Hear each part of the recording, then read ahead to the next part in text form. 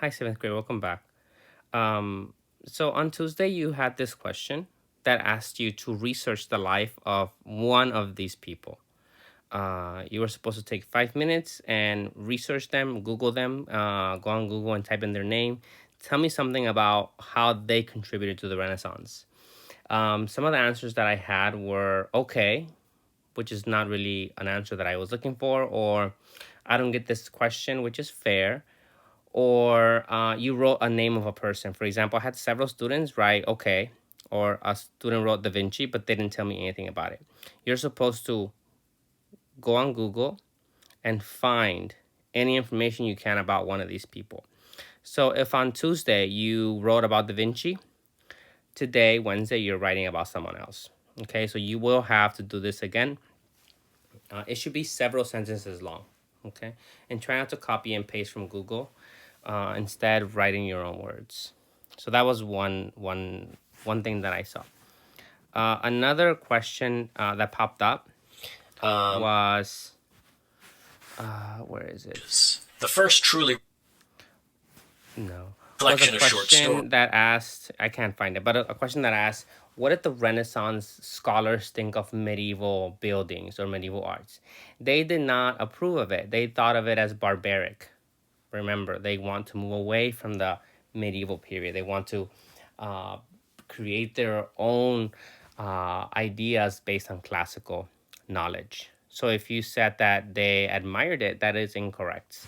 If your answer The here first was okay, or you just gave me a name, that is also incorrect. I'm seeing a lot of students not meet the minimum expectation. I understand that it is hard and that working from home is difficult, but you have to continue pushing.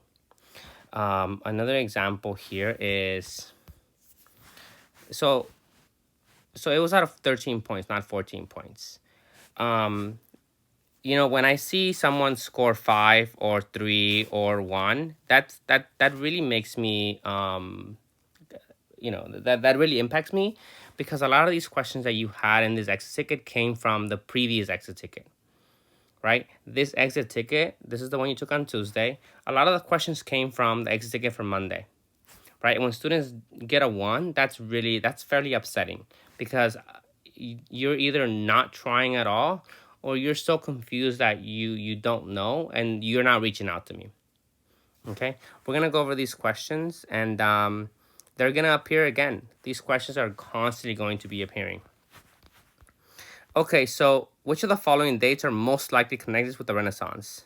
So this question was exactly the same with the exception of the bottom part as the one from Monday. Okay, so it's the same question. It's 13 to 1600. If you pick 500 BC to 500 CE, that is the classical period. You missed it by 1,000 years. 500 CE to 1300 CE, that is the Middle Ages and then the Renaissance in 13 to 1600. What did people think of the What did people think? What did people of the Renaissance think of the classical period? There's 27 students that think that the people of the Renaissance thought that the classical period was dark. That's incorrect. The people of the Renaissance believe that the classical period should be modeled, should be studied, should be celebrated, and that's what they did, right? They believe that the Middle Ages were a problem. They believe that the Middle Ages was a dark period, a period of ignorance, and they wanted to move away from it. How did Europe benefit from the fall of the Byzantine Empire? The Byzantine Empire could no longer, would then not be able to take over Europe. I never said that. This is the issue that I'm seeing, that your answers, a lot of your answers that you're providing, I never said that. The answer is scholars, people that had kept classical knowledge alive, they moved to Italy, bringing with them the classical knowledge. Which of the following was at the center of medieval life? This means, which of these was the most important thing in medieval life? The answer is religion. Religion was at the center of medieval life, right? It is what they celebrated. Everything was revolved around religion and getting to heaven. Which of the following was the ruler of the city-states of Florence during the Renaissance? Most of you guys got this question right. The Medici family. Very powerful family. That's the They were kind of like the kings of Florence. How did the travels of Marco Polo help the development of the Renaissance? He traveled to China and brought back stories, thereby encouraging people to want more, spurring trade. And who benefits from this trade? Italian merchants. How did the Crusades impact the development of the Renaissance? The Crusades exposed people to an outside world that they did not know existed. Outside technology, outside goods that they wanted more of, thereby increasing trade again.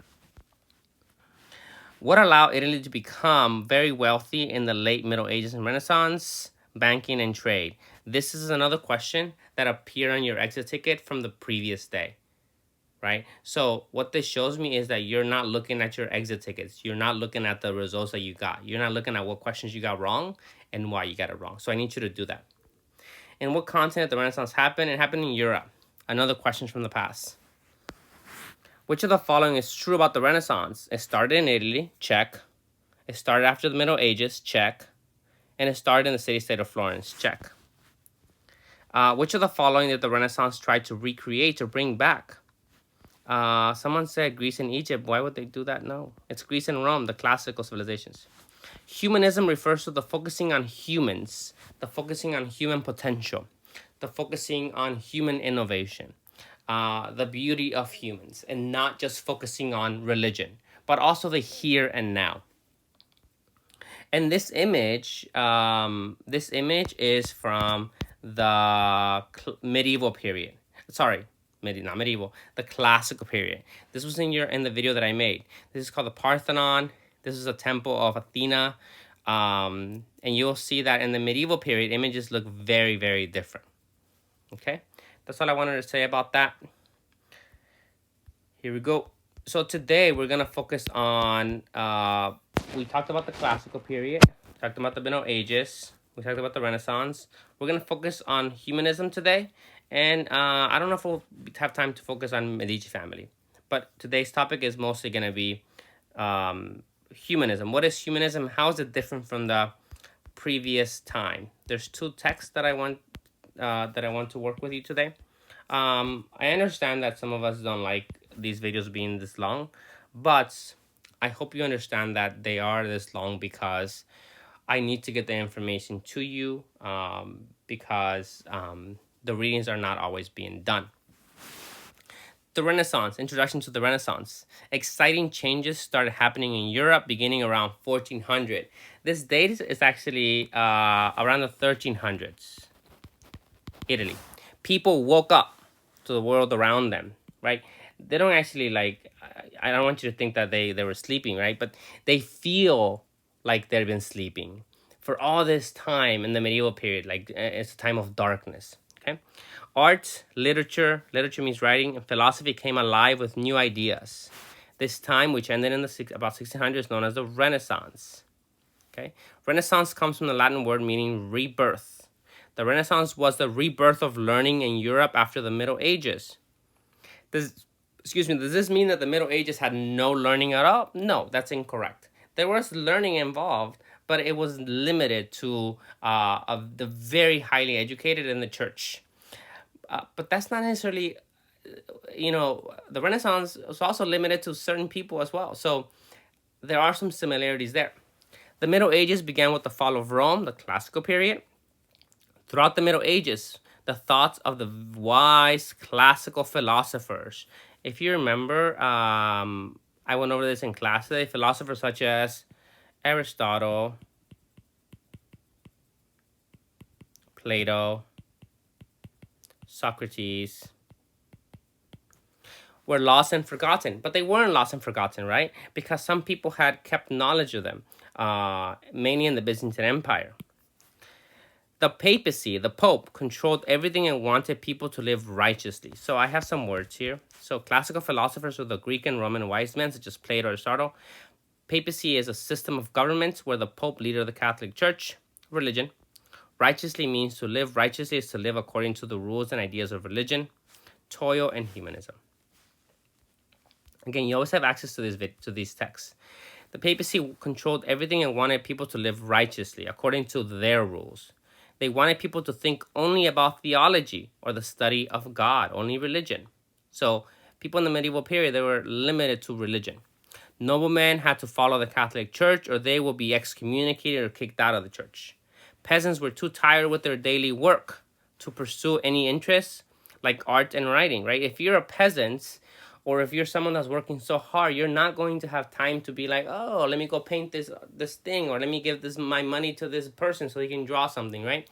So life is very difficult and it doesn't provide access to extracurricular activities.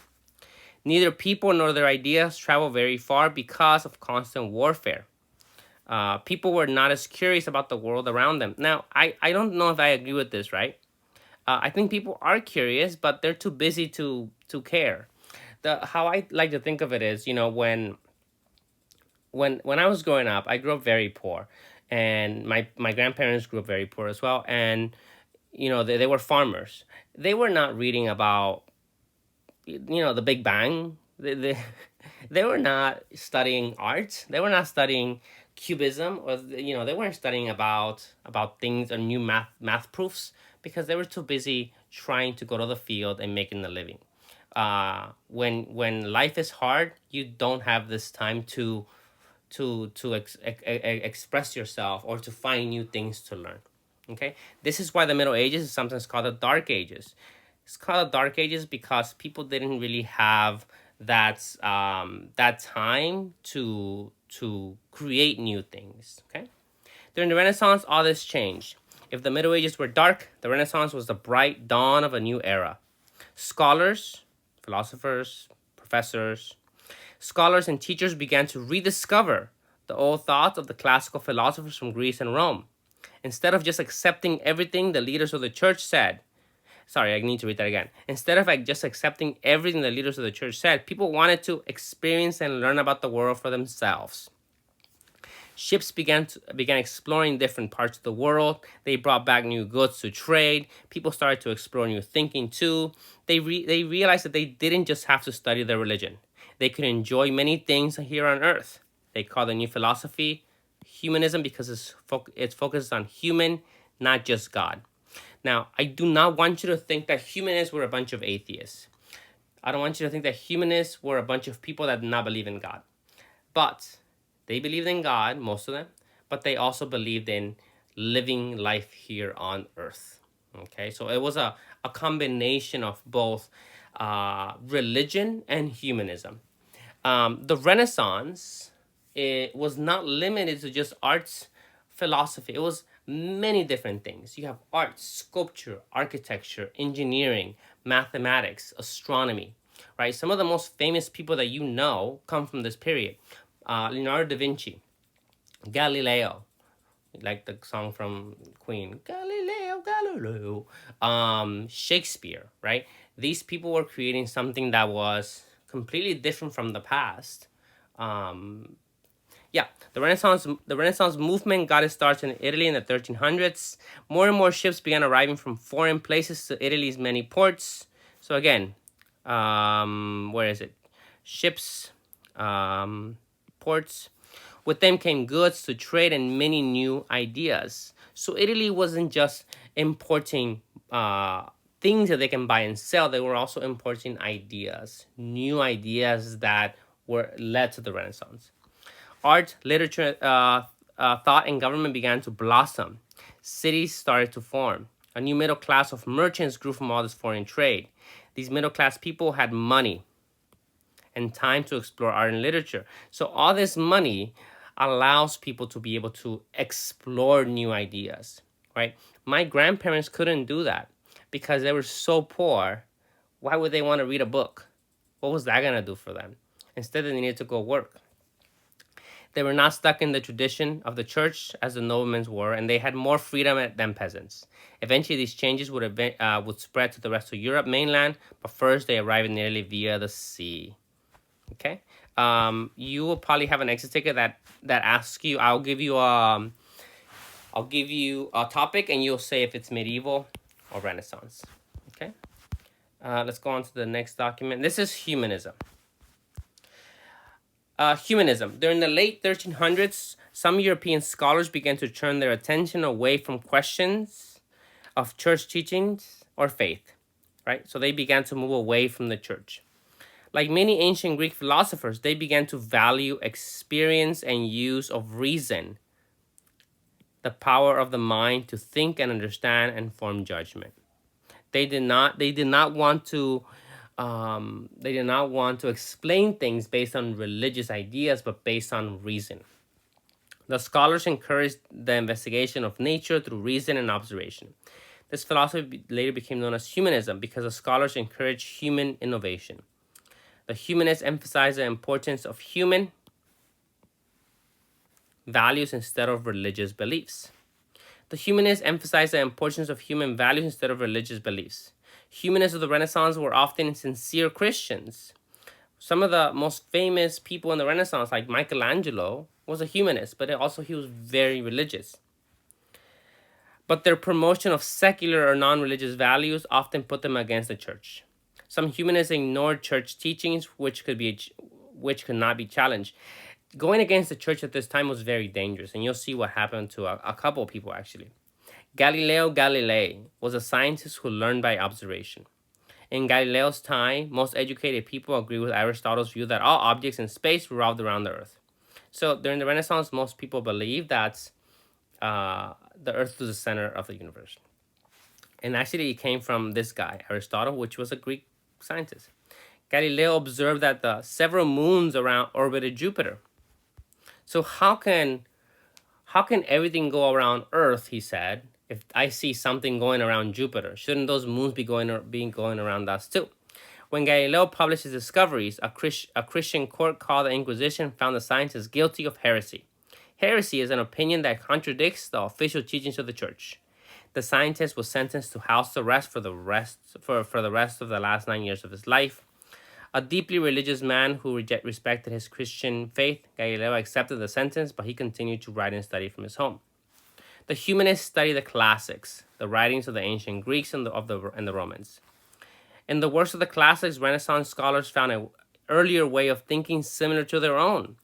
They believed that the classical outlook had not been fully explored since the fall of the Roman Empire in Western Europe. The humanists recreated classical styles in arts, literature, architecture. Humanists believed that by studying the classics, they could better understand people and the world. Today, we refer to the study of literature, philosophy, and art as the humanities. Greek and Roman civilizations declined and fell long ago, but those civilizations continue to influence us today through the humanities. Okay. Let's practice here. Identify the following as medieval idea or Renaissance idea. Okay, and I might ask you why. So, is this humanism, or is this medieval thoughts? I'll give you a second. This is humanism because you are inquiring, you are practicing science to see how the human body works. Now, if you're using the Bible to explain how the body works, then that will be medieval thought, okay? Next one, reading the Bible over and over to find answers to life's problems. Medieval or Renaissance? This is medieval because you're heavily depending on religion. What about this one? Writing a play about love. Medieval or Renaissance?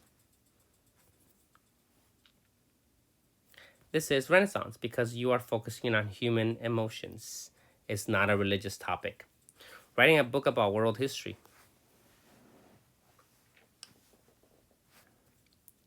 This is Renaissance because you are focusing on the history of people. Creating a non-realistic statue of Jesus. This is medieval. Now, and this one's a little more complicated, right? Because in the Renaissance, they did statues, but they were realistic because people wanted to use science, use anatomy to be able to describe the human body accurately.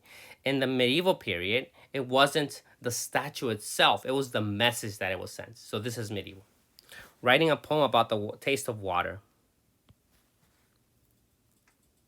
This is secular. Secular means non-religious.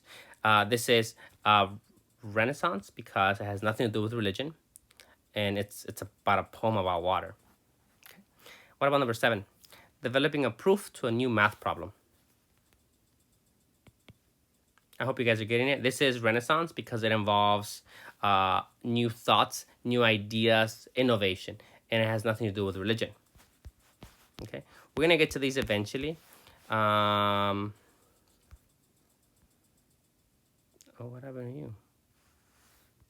Hey kids, are you in elementary school like Commercial. us? Do you love science? Well, we love science! We're not gonna watch this whole thing. Hi, my name is Paul Sargent. Welcome once again to AP Euro Bit by Bit, in which I'm taking modern European history and breaking it down into small pieces so that you can better understand it.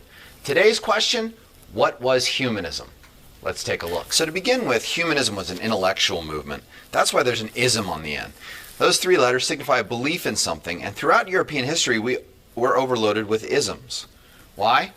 Well, Europe is a land of ideas and action. Generally speaking, ideas are formulated before actions are taken, and that's going to be a constant theme throughout the modern age.